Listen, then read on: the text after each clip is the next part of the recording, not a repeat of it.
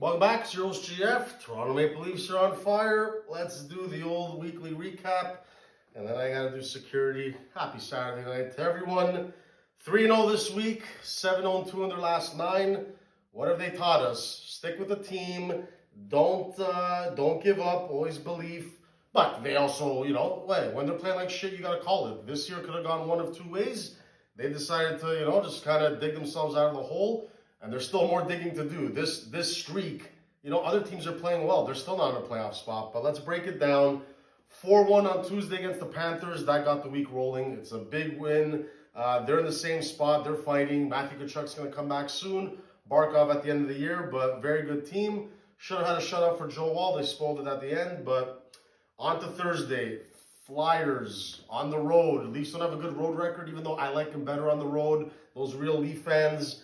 2-1, ugly game. Scott Laughton back in Philly. Short-handed goal to tie it up. And then JT in overtime. Nice little through the legs to another. Hey, Robertson's my boy. Easton Cowan's my boy. I told you, he's ready to play. Give him his 3 years, entry-level deal, and he's going to be a star. He'll be a star on the Leafs once he gets to play with Matthews on the big line. But for right now, Max Domi's in that spot. Max Domi's never looked better. Fighting. By the way, Carlo's back. I like the D, but Brandon Carlo and Chris Tanev, take notes. You're bigger than Max Domi, and this guy fights all the time.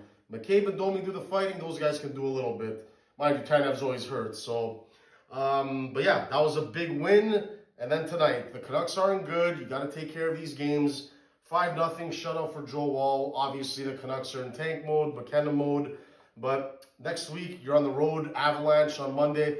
Probably a good time for an L. But now we're playing with house money. Maybe we get a point. Maybe we get 2. But even if we lose, you're on to Tuesday at Utah, and you got to start a new streak. So that's where the Leafs are at. Welcome back, William Nylander had a big game tonight. So, but I'll still stick with it. You can trade William Nylander or Morgan Riley. Yes, they have no move clauses. You're gonna have to get to sit down with their agent and family and all that. But if you can make 2 proper hockey deals, the Leafs can turn this thing around in terms of winning the Stanley Cup. I said no Marner, no problem. He shouldn't be the only guy that's not on this team anymore. You want to do Matthews captain era, you have to change the faces and the important star guys that make money.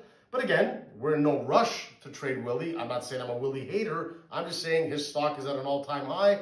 Maybe it won't happen at the deadline, but maybe in the summer something can happen. Morgan Riley, I think it's played its course. And again, if you want to change the look of the blue line, Riley can't be there. You want to change the look around Matthews, yeah, JT took a sweetheart deal so he can stay and he's older.